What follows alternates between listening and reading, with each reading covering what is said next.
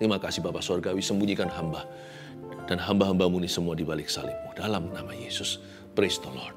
Amin. Puji Tuhan, haleluya. Siapa merasakan hadirat Tuhan? Bisa angkat tangan? Saya nggak bisa melihat Anda, tapi saya percaya banyak tangan yang terangkat. Hari ini jangan ada lagi yang merasa down ya. Saya mau bawakan satu firman yang justru memang tentang itu. Saya beri judul begini, catat di catatan khotbah yang biasa Anda lakukan setiap saat teduh bersama. Tulis demikian, bahayanya merasa down. Ya, bahayanya merasa down. 1 Raja-Raja 19 ayat 1-8.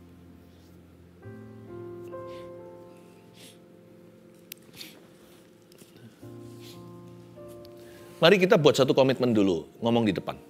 Jangan manjakan perasaan down ya, karena itu bahaya.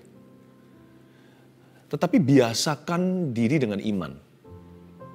Jadi biasakan untuk kita beriman pada Tuhan. Segala sesuatu yang menarik kita ke bawah itu seperti pir saja untuk membawa kita semakin melompat ke atas. Do not entertain discouragement. Jangan kita itu berlama-lama dengan perasaan putus asa, patah semangat, ngerasa tidak berpengharapan, rasanya tidak punya nyali. Kayaknya mau lari. Kalau bisa ya kepala dimasukkan ke dalam tanah seperti burung unta yang suka masukkan kepala di situ dan dia merasa bahwa semua bahaya sudah berlalu. Kayaknya sekelilingnya tidak ada. Jangan lari dari kenyataan dan keadaan. Jangan lama-lama di sana. Nanti bisa-bisa masuk ke lubang setan. Biasakan dengan iman.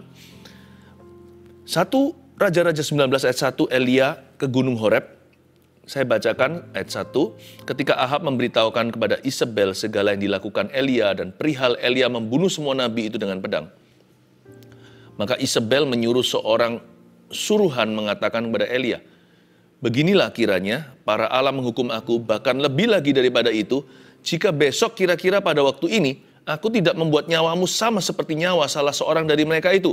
Maka takutlah ia, lalu bangkit dan pergi menyelamatkan nyawanya. Dan setelah sampai ke Beersheba yang termasuk wilayah Yehuda, ia meninggalkan bujangnya di sana.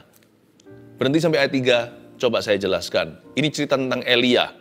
Bahayanya merasa down itu juga termasuk atas para nabi.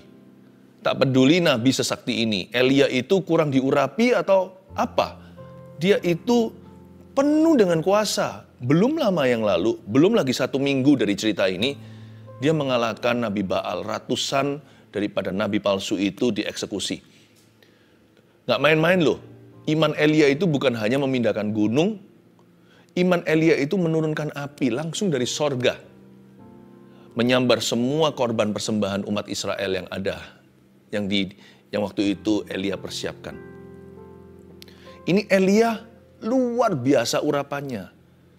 Tapi gara-gara dia tidak hati-hati menjaga hati dengan segala waspada, dia berlama-lama dalam perasaan down-nya, Elia pun berubah. Loh kok bisa? Elia ini kan takut sama Isabel. Dia kan diintimidasi, mau dibunuh, ancaman nyawa.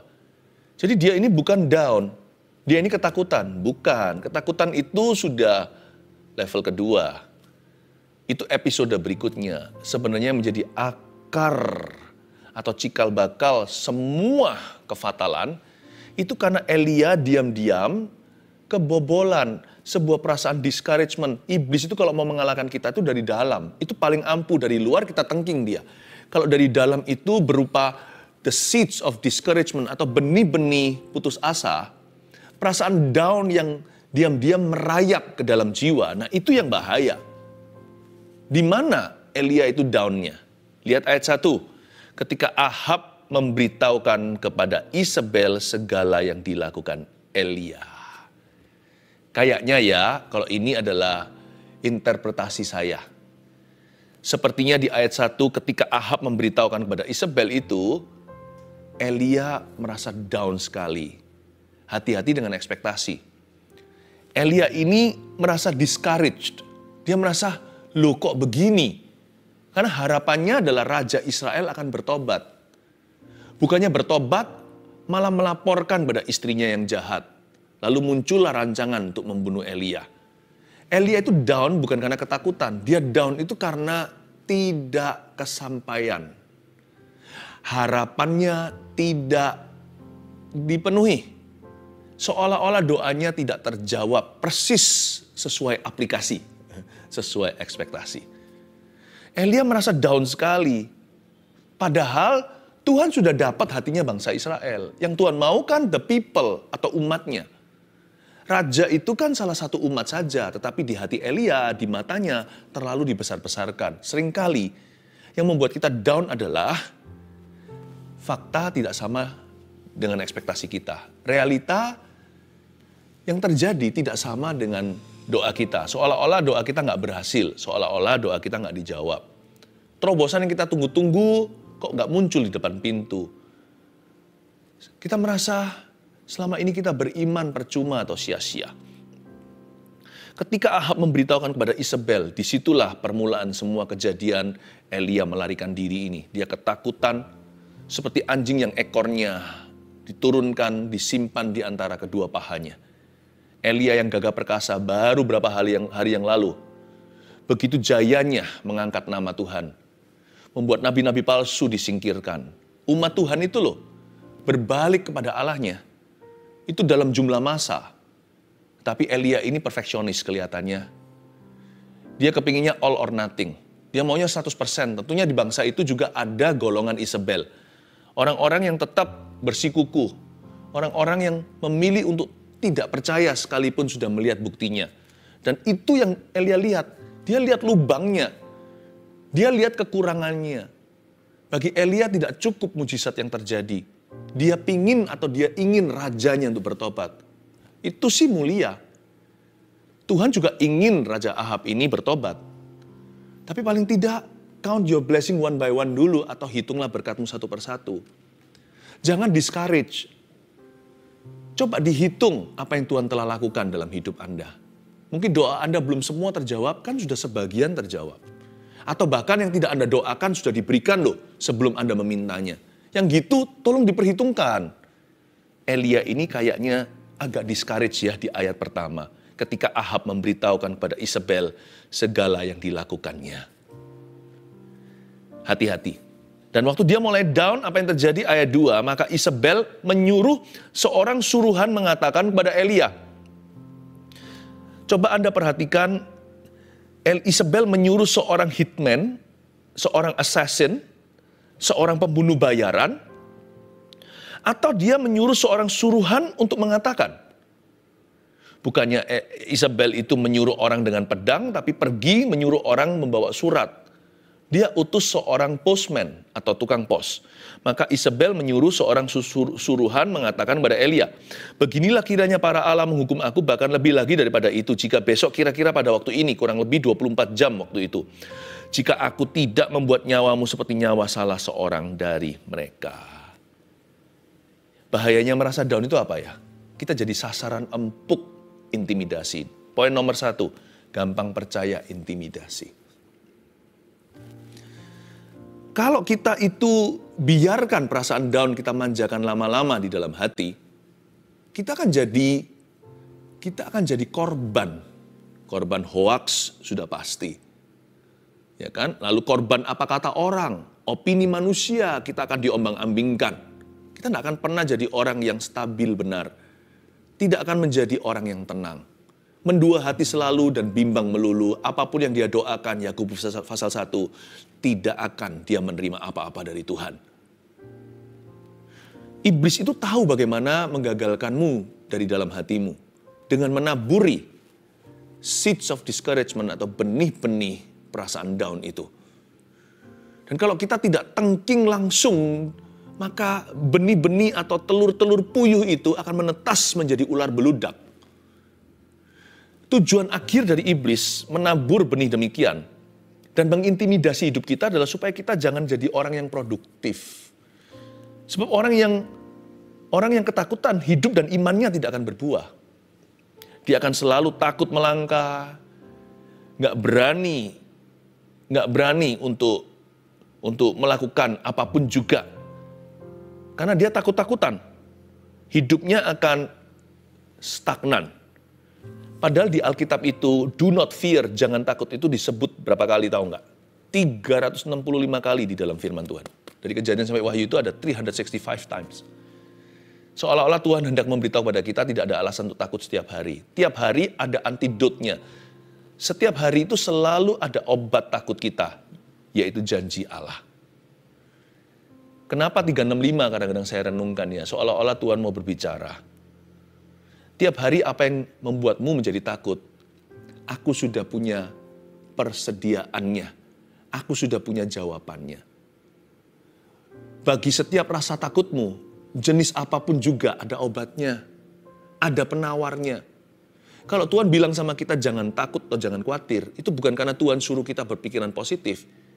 Itu karena Tuhan melihat sesuatu yang kita tidak melihatnya. Makanya itu ikut Tuhan harus beriman. Kalau Tuhan bilang jangan takut, Tuhan tahu apa yang Dia katakan. Tuhan itu tidak akan menyesatkan dan Tuhan tidak akan menipu kita. Kalau Tuhan berkata jangan khawatir, berarti memang tidak ada yang perlu dikhawatirkan. Anak kita ketika mau minum obat atau disuntik bahkan. Vaksinasi contohnya. Dari bayi kan ada aja tuh hepatitis A, hepatitis B. Ada tetesan polio. Kalau tetesan masih lumayan. Tapi kalau suntikan itu yang menakutkan. Kalau papa bilang, nak jangan takut ini untuk kebaikanmu. Anak itu belum bisa memahami apa itu vaksinasi. Tapi kan dia kata anak itu punya hubungan aman dengan ayahnya. Meskipun nangis meronta, dia tetap akan lakukan. Apalagi anak yang sudah disapih. Artinya bukan anak yang menyusu lagi. Dia sudah mulai mengerti apa yang baik dan apa yang jahat, apa yang benar dan apa yang salah. Dia mulai paham papanya. Anak itu sekalipun dia ketakutan, karena imannya kepada ayahnya lebih besar, rasa takut tidak akan mendiktenya. Dia tahu bahwa aku nggak ngerti sekarang, aku masih terlalu kecil. Tapi kalau papa bilang oke, ya berarti oke. Tuhan itu nggak pernah memberi kita harapan palsu. Tuhan itu bukan PHP. Kalau Tuhan bilang oke, itu berarti oke. Jadi nggak pernah kebetulan. Setiap hari itu ada satu do not fear. Janganlah kamu takut, hai anakku. Berarti untuk setiap jenis rasa takut kita, baik itu ekonomi, kesehatan, masa depan, segala sesuatu, hubungan, rumah tangga, problema, bahkan yang paling ujung situ, maut pun sudah dikalahkan. Nggak usah takut mati bahkan. Kalau Tuhan bilang janganlah kamu takut, berarti memang tidak ada yang perlu ditakuti lagi. Karena Yesus beserta kita. Tapi orang yang down, otomatis buta. Tak terkecuali orang sesakti Elia. Orang ini penuh urapan aja bisa berubah. Karena orang yang sudah kemasukan perasaan down, itulah roh takut dalam level terendah. Kalau itu sudah masuk, setan sudah masuk kakinya, telapaknya saja, bentar lagi seluruh badan. Anda akan kaget loh. Hanya dengan down sementara, tapi tidak dijaga, berakhir suicidal, berakhir ingin bunuh diri.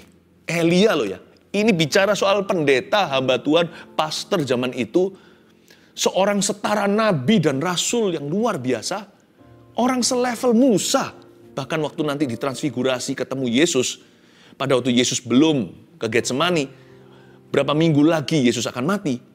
Yesus ditemani dengan dua orang terbesar di Perjanjian Lama. Itu semua lewat seleksi sorga. Musa dan Elia. Orang selevel Wahid, selevel gini. Orang sekelas Kakab seperti ini imannya aja bisa lemah lunglai kok.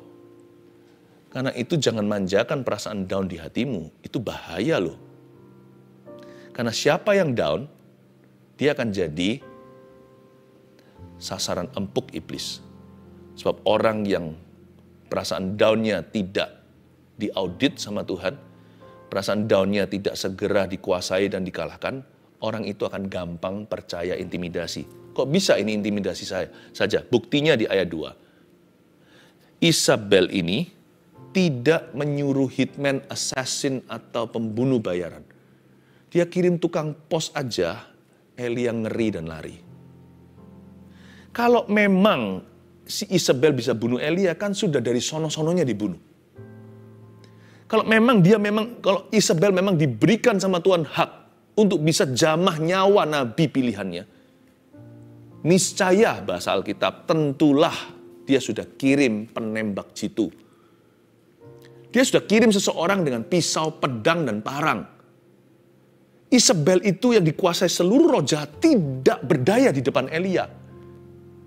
Siapa takut siapa? Ini yang saya sebut gampang percaya intimidasi. Sedikit selentingan, langsung lemas. Sedikit saja diancam, langsung tumbang. Buktinya dia hanya suruh seorang pesuruh yang membawa surat, bukan prajurit yang membawa pedang, menandakan bahwa intimidasi adalah tipu muslihat yang canggih. Berapa banyak di antara kita stress over nothing? Memang betul hidup kita ada masalah, tetapi stres kita bukan dari masalah hidup kita. Stres kita itu dari kekhawatiran kita. Stres kita itu dari ketakutan kita. Stres kita itu dari pikiran kita yang enggak-enggak. Pikiran kita yang terlalu jauh atau overthinking sebenarnya. Masalah tidak bisa membuat kita stres. Masalah bisa menghasilkan iman jikalau kita mendengarkan Tuhan. Masalah itu adalah bahan bakar. Masalah itu kayu bakar. Masalah itu peluru untuk keberhasilanmu. Tapi bagi orang yang tidak punya Tuhan atau yang jauh, bagi orang yang tidak mau mendengarkan Tuhan, tapi lebih mendengarkan bisikan setan, lebih mendengarkan suara hatinya sendiri, orang seperti itu akan jatuh karena dia jadi orang yang gampang percaya intimidasi. Dia jadi korban setan. Kasihan, si Elia lari. Ayat 3. Maka takutlah ia lalu bangkit dan pergi menyelamatkan nyawanya. Dan setelah sampai ke Beersheba yang termasuk wilayah Yehuda, ia meninggalkan bujangnya di sana. Yang kasihan bukan hanya Elia ya, si bujangnya juga ikut jadi korban. Ditinggalkan, itu bayangkan. Itu seperti kalau pergi sama sopir. Lalu ke kota tertentu sopirnya suruh turun. Lalu dikasih janji palsu nanti, saya akan kembali 1 jam lagi, saya pergi situ beli buah. Lalu nggak kembali sampai berbulan-bulan. Kan kasihan, ini bujangnya ditinggal di sana tanpa kepastian. Ketika kita down, kita jadi nggak berguna bagi orang lain. Maka takutlah ia, ayat 3. Dia jadi takut. Ironis ya, kalimat ini nggak cocok deh buat Elia, maka takutlah ia. Sama dengan bagi Musa, maka marahlah ia itu nggak cocok sama sekali karena Musa disebut sebagai orang yang paling lemah lembut dan rendah hati. Ya, sama seperti Abraham, kata maka ia tidak percaya. Itu sama sekali bukan dia. Karena Abraham itu bapak orang beriman. Atau Ayub, maka kurang sabarlah dirinya. Ayub itu panjang sabar, dicobai dengan berbagai macam musibah. Tapi ketika orang itu down, nomor 2, berubah drastis sifatnya. Nah, ini yang harus kita waspadai. Tokoh-tokoh yang saya sebut tadi itu, saya jadikan contoh di samping Elia. Elia yang notabene super berani, jadi pecundang atau pengecutlah dia. Ketika orang down, sifatnya berubah 360 derajat, bukan 180. Kalau kita jalan begini, lalu akhirnya kita berubah arah, itu namanya 180 derajat. Jadi, itu yang patut dirayakan, itu perubahan total. Itu transformasi namanya. Ya kan? Dulunya ke situ, sekarang ke sana. Itu 180. Jadi kalau 360 itu balik lagi, balik kucing.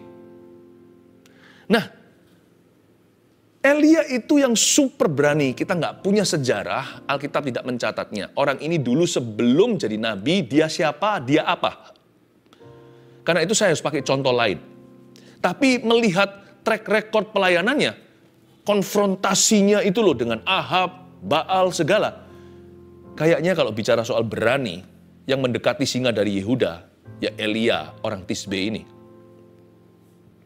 Kok bisa ya kalimat ini akhirnya jadi gelarnya? Di ayat 3, maka takutlah ia. It's so not him. Sangat-sangat bukan dia. Lihat apa yang terjadi waktu Abraham down. Tidak kunjung dapat anak. Udah hampir 100 usianya. Maka tidak percayalah Abraham dan mengawini Hagar. Keluarlah keturunan yang Tuhan tidak perintahkan. Nggak cocok ya? Justru pada kelebihannya, di situ setan tangkap dia. Abraham terkenal sebagai bapak iman, justru dia jatuh karena tidak percaya. Musa. Coba Musa. Musa itu gimana? Musa itu paling lembut kan? Paling rendah hati, the most gentle person, kata Tuhan. Kata Tuhan sendiri. Nanti dia jatuhnya karena apa? Waktu dia down, lihat ini tegar tengkuk. Bangsa yang kupimpin sekian tahun, puluhan tahun ini. Apa-apaan? Kapan kalian berubahnya? Dengan nafas panjang. Perasaan down luar biasa. Lalu dia manjakan. Setelah sekian lama, nggak perlu minggu, nggak perlu hari. Berapa jam doang. Lalu tiba-tiba emosilah orang yang paling lemah lembut ini. Dan dia memukul batu, bukan memerintahkannya. Dan dengan demikian, dia menjadi diskualifikasi untuk masuk ke tanah perjanjian. Musa itu jatuh karena amarah, padahal dia orang yang disebut Tuhan paling sabar. Semua gara-gara dia down lihat bangsa Israel. Dia down lihat pelayanannya kok begini, gak ada buahnya. Ayub, waktu dia down lihat kondisinya, dia mengeluh. Sekalipun dia tidak mengutuki Tuhan. Dia tidak berdosa dengan mulutnya. Tetapi Ayub, celahnya di mana kalau kita baca kitab itu? Dia sempat kurang sabar dengan keadaannya. Makanya terakhir dia bertobat dan berkata, dulu aku tahu Tuhan dari orang lain, sekarang aku mengenalmu sendiri dengan mataku. Tuhan, Engkau memberi, Engkau mengambil, terpujilah nama Tuhan. Elia, pada waktu dia down, berubah jadi orang yang berbeda. Sebab bahayanya rasa down itu di sini loh. Kita bisa berubah drastis sifatnya. Yang berikutnya di ayat yang ke-4. Tetapi ia sendiri masuk ke padang gurun, sehari perjalanan jauhnya, lalu duduk di bawah sebuah pohon arar. Kemudian ia ingin mati. Aduh, katanya cukuplah itu. Sekarang ya Tuhan, ambillah nyawaku, sebab aku ini gak lebih baik daripada nenek moyangku. Sesudah itu ia berbaring dan tidur di bawah pohon arar itu. Tetapi tiba-tiba seorang malaikat menyentuh dia serta berkata kepadanya, bangunlah, makanlah. Lihat ayat 4 ya. Kemudian ia ingin apa? Ia ingin mati. Lalu dia berkata begini, cukuplah itu, enough is enough. Sekarang Tuhan, ambillah nyawaku, sebab aku gak lebih baik daripada nenek moyangku. Bahayanya merasa down. Ini yang paling kita takutkan. Atau lebih tepatnya, ini yang paling saya concern. Kalau perasaan down itu dibiarkan. Yang ketiga, dengan mudah seseorang bisa jatuh ke lubang depresi. Saya sebut lubang depresi itu lubang setan. Karena di dalamnya berbagai-bagai roh jahat. Penyakit stres itu ada banyak namanya. Setiap namanya itu mengerikan. Seolah-olah seperti nama-nama roh jahat. Schizophrenia, double personality, kepribadian ganda. Seperti orang-orang itu loh, yang di TV-TV, pembunuhan berantai, mutilasi. Kalau saya melihat begitu, bukan berarti bahwa semua orang yang gangguan jiwa itu dari setan. Tapi ya saya yakin, minimal kuasa gelap itu ada campur tangan. Bipolar, kan, bunuh diri, so dark gitu, begitu gelap sekali. Sekali masuk ke lubang itu, susah keluar kalau secara manusiawi. Tetapi tidak ada yang mustahil bagi Tuhan. Apa yang mustahil bagi manusia tidak sukar bagi Allah. Katakan amin dulu. Tapi alangkah baiknya jika kita tidak usah masuk ke lubang itu. Orang-orang yang kita kasih, orang-orang yang kita cintai, tidak harus masuk ke sana. Karena bukan kehendak Tuhan untuk kita jatuh ke situ.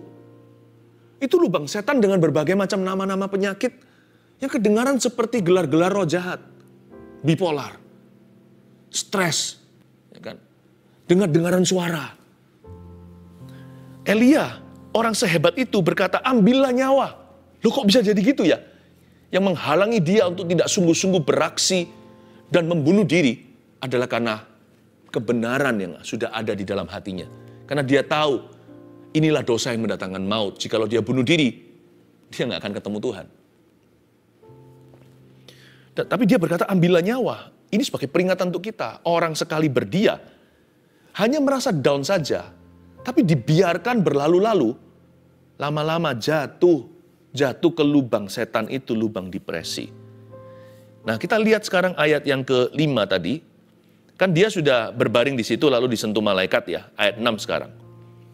Ketika ia melihat sekitarnya, maka pada sebelah kepalanya ada roti bakar dan sebuah kendi berisi air. Lalu ia makan dan minum, kemudian berbaring pula. Tuhan itu baik ya. Waktu si Elia lagi stres, Tuhan bikinkan roti bakar. Ini bukan roti bakar biasa ini roti bakar super. Ini roti bakar super pakai telur sorga. Kok bisa? Nanti saya kasih bocoran dulu. Gara-gara makanan ini dia lari 40 hari. 40 hari 40 malam. Ini maraton siapapun gak bisa menang sama orang ini. Non-stop lagi. Lalu ia makan dan minum kemudian berbaring pula. Nah, dia berbaring pula. Saya merasakan sebuah pesan bagi orang-orang yang merasa down hari ini. Rest if you must but never quit. Karena Tuhan berkata, ia makan dan minum kemudian berbaring pula. Tuhan yang suruh dia, gih sana. Bubuk kalau perlu. Beristirahatlah jikalau Anda harus beristirahat. Tapi jangan pernah menyerah dan lemparkan handuk putihmu dan berkata, I give up on me. I give up on life. Sudah, aku menyerah, putus asa. Aku tidak mau lagi berharap apa-apa. Jangan begitu. Slow down, gak apa-apa. Kalau perlu kita agak lamban. Bukan agak lamban, sangat lamban. Jikalau diperlukan. Rest if you must, beristirahatlah. Tapi jangan pernah putus asa. Tetapi malaikat Tuhan datang untuk kedua kalinya ayat 7 dan menyentuh dia serta berkata. Kali kedua, bangunlah, makanlah sebab kalau tidak perjalananmu nanti terlalu jauh bagimu. Malaikat Tuhan itu 2 kali. Para ahli teologi ada berapa versi, ada yang percaya malaikat Tuhan itu malaikat beneran, ada yang percaya inilah penampakan Yesus Kristus di perjanjian lama. Doesn't matter, pokoknya dari Tuhan.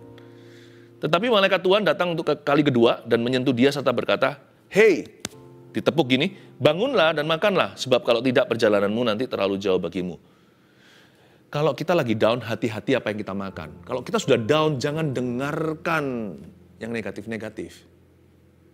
Justru kalau kita down itu, carilah sumber yang benar. Carilah makanan Tuhan.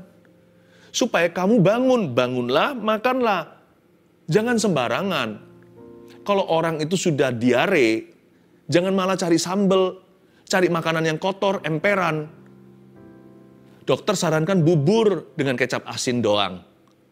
Atau dikasih abon-abon yang halus. Kita harus hati-hati. Kalau kita sudah bocor, jangan menambah parah. Bangunlah, makanlah. Kamu gak mau menyerah. Ya sudah, berhenti di sana. Dari situ aku jemput kamu. Demikian kata Yesus Kristus. Sekarang bangunlah. Supaya kamu bangun. Hati-hati apa yang kamu makan. You are what you feed. You are what you eat, you see. Kita ini apa yang kita makan. Kita makan keju. Ya keju bau badan. Kita makan kare. Ya kare bau badan. Kalau kita makan nasi, lihat nanti. Kita ini yang makanan Indonesia, ya kita seperti orang Indonesia. Bahkan kita juga, keringat kita, semuanya, itu apa yang kita makan. You are what you eat. Bangunlah, makanlah. Jangan makan sembarangan. Kan sudah diarea. Bangunlah, makanlah. Justru pada masa-masa seperti ini, kita perlu makanan seperti apa? Makanan rohani seperti gini. Bangunlah, makanlah, sebab kalau tidak perjalananmu nanti terlalu jauh bagimu. Perlu firman masa depan. Carilah firman masa depan. Carilah firman pengharapan. Karena iman sudah nggak ada. Atau iman sudah pupus. Dalam kondisi lagi down hati, iman itu biasanya sudah rapuh sekali. Kita sudah nggak bisa disuruh-suruh beriman, itu nggak mau. Kalau iman sudah nggak mempan, masuk senjata berikutnya, firman pengharapan. Pengharapan itu yang mendongkrak iman kita pelan-pelan. Pengharapan itu seperti seorang atlet yang sudah kecapean, diberi minum atau diberi makanan bergizi. Kalau orang maraton gitu, makan pisang. Pengharapan itu, firman pengharapan itu seperti pisang bagi seorang yang lari jauh maraton. Mungkin di dalamnya ada zat-zat energi yang diperlukan tubuh. Makanlah firman masa depan. Jangan terus-menerus dengarkan yang negatif. Maka bangunlah ia lalu makan dan minum ayat 8. Dan oleh kekuatan makanan itu ia berjalan 40 hari 40 malam lamanya sampai ke gunung Allah yakni gunung Horeb. Jelas-jelas bukan karena roti bakar. Oleh kekuatan makanan itu, maksudnya oleh urapan. Elia dikuatkan oleh urapan, bukan makanan jasmani saja. Hari ini biarkan Tuhan memberimu urapan, memberimu firman untuk menguatkan hidup Anda, sebab perjalananmu masih jauh, keluarga Saat Teduh, dan Tuhan telah menyediakan kemenangan-kemenangan. Sebab Tuhan sendiri berkata, masa depanmu penuh pengharapan, maka damai sejahteralah hatimu. Rancanganku adalah damai sejahtera. Bahayanya merasa down apa? 1, gampang percaya intimidasi. Please hati-hati. 2, berubah drastis sifatnya. Jangan biarkan itu terjadi. 3, jatuh ke lubang depresi. Jangan masuk ke situ kalau bisa. Kalau sudah masuk ke dalam, saya percaya mujizat akan Tuhan berikan. Anda akan keluar dari kegelapan, kembali kepada terang firman Tuhan yang memberi pengharapan dalam jiwa. Haleluya.